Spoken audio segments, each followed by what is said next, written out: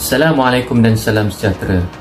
Hentikan pengambilan ubat-ubat batuk yang mengandungi polkadin kerana ia boleh menyebabkan alergik ataupun alahan yang teruk sehingga boleh menyebabkan kematian apabila bereaksi dengan ubat pengendur otot yang diberikan kepada pesakit semasa pembedahan. Ramai sebenarnya yang tak tahu pada 20 Mac 2023 Pihak Kesihatan sebenarnya telah mengeluarkan arahan untuk penarikan balik serta pembatalan bukan satu atau dua, sebaliknya 14 ubat batuk dari pasaran kerana mengandungi polkadin.